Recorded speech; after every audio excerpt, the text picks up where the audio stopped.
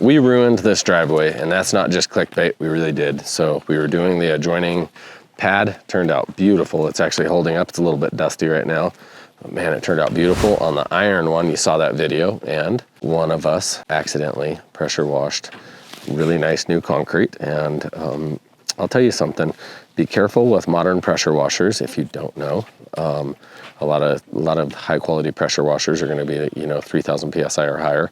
And until you actually see what it can do to concrete, and realize nowadays you can pour sealers into your actual batch. So there's a lot of surfaces people aren't used to now because it's not what they were pouring 30 years ago. So it looked beautiful. They cleaned it, put a sealer down, a polyaspartic top coat, looked gorgeous. As it cures, you'll definitely notice a little bit of color change, and it'll accent those pressure washer marks. So the last thing we want to do is to rush anything or cut any corners. I've seen this happen so many times. You make a mistake and now you don't think you can afford to fix it, so then you half-ass the fix. I would say instead, go overboard, offer them the better coating, more expensive than what they would have maybe even asked for. Try to overdo the prep and really leave, letting them know again, hey, I make mistakes, but I take care of my mistakes. And all in all, I promise you'll have a great relationship with those customers. And if you don't, make sure that when they bitch and whine about you and they say, oh, look what this guy did or that guy did, at least the person they're bitching to should be able to look at your work and think, man, that's pretty damn good work. So that's kind of my rule of thumb. We're gonna get down to it. We start out by digging gravel away from all our edges, because we're not just here to do like the top little surface. We want to be able to coat down the face of that decoratively so we can push our gravel back up against there. And you really want it leveled and compacted. We get pretty hot and cold extremes here. So we're going to honor our expansion joints here, meaning we're going to roll our epoxy down through them, but we are going to leave those working or moving essentially. If we overfill any product into that, we're actually going to take a brush and brush it out. We're not going to let any of that like fill with the polyaspartic or the epoxy we're going to apply our broadcast coating to.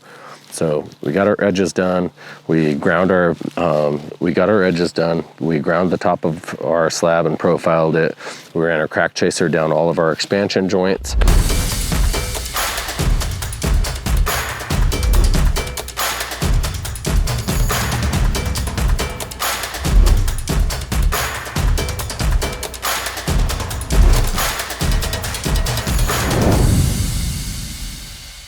Inside of the barn dominium, we started out with 7,000 square feet of our diamond gloss done in a really beautiful metallic marble pattern.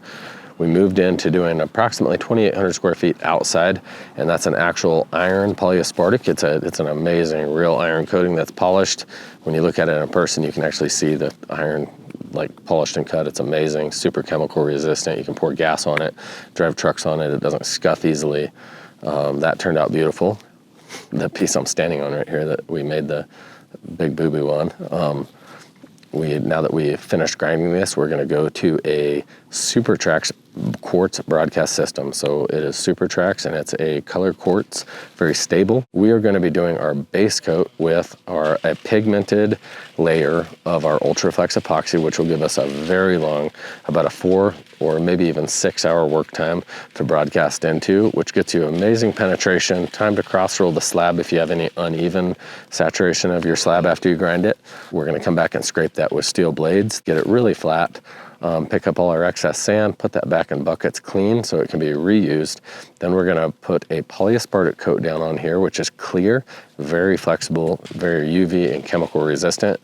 And then we're gonna broadcast sand, and we're gonna work that in individual squares because that's a little faster curing, and we'll be able to do 1 or 2 layers of that until we get an absolute perfect sheen on this. I usually do a double, but if it's not perfect, I'll always throw a 3rd coat down. Usually I cut the diamond aspartic 100 to 150% and spray it out of an actual pump sprayer, cross-rolling just any kind of overly saturated areas with a dry roller, and it's super fast, and you can usually get, a 3,000 square foot job done like this in about 3-4 days if you really come tooled up and ready to go. So I can't wait to show you guys through the process. Let's make sure that no matter how we started on this job, that we make this a good experience for the customer in the end. No matter what, when I walk out of here, we want this to be better than we started. So we'll be careful of our details, make sure we don't make any additional mistakes. And like I say, if you're out there and you're on the fence of whether to take care of a customer, always take care of that customer, and God will take care of you. So if you're praying for blessings, try to be a blessing. Don't be one of those bullshit, fake religious people that go around and use like faith construction or some shit like that so that you can jack customers. Just if you believe in anything above yourself, I believe in Jesus Christ, then just put it in your work and try, because we make so many freaking mistakes in our life anyways. All we can hope for is to do our best especially when people give you that grace and patience on jobs. It's nice to actually work with it and try to do your best again. And like I say, I've had so many good experiences in construction, and I'd say over half of my good experiences started out as bad ones that I didn't have the perspective of how it was gonna go, seeing the problem through. And that's where we've invented shit. I mean, our Supertraxx Epoxy that now we've poured millions of square feet around with tons of installers around the world, came out of initially trying to solve a problem that we were having on a commercial place. So never stop striving.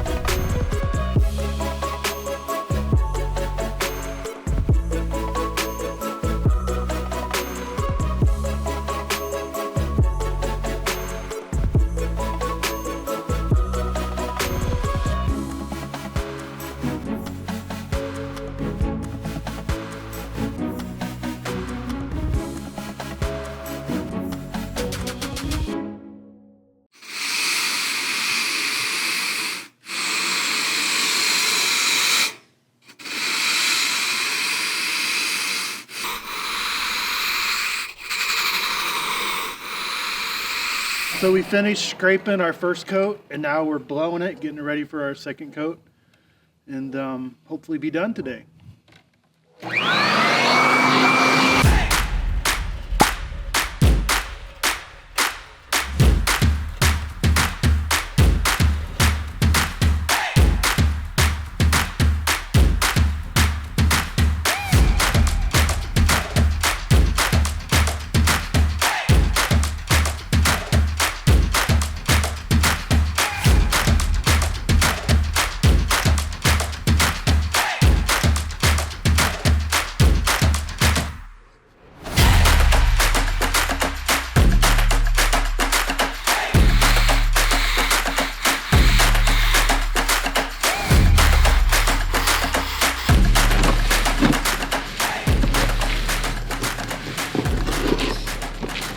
So we're just scraping, we scraped, and now we just do a light broom to get all the other residual flakes off, so it'll be a nice, even, smooth finish.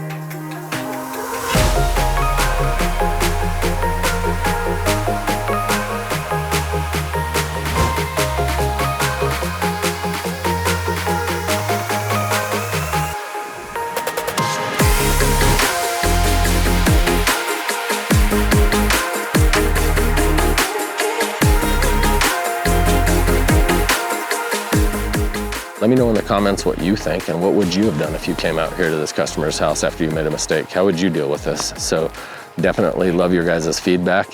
If you guys see any other mistakes I'm making, please drop it in the comments below. I love some of the critics out there. Keep it positive if you want to, and if you feel the need to just honestly just wreck my day with some like just super negative comments, it doesn't hurt my feelings. So I probably learned from half of them. So see you guys around.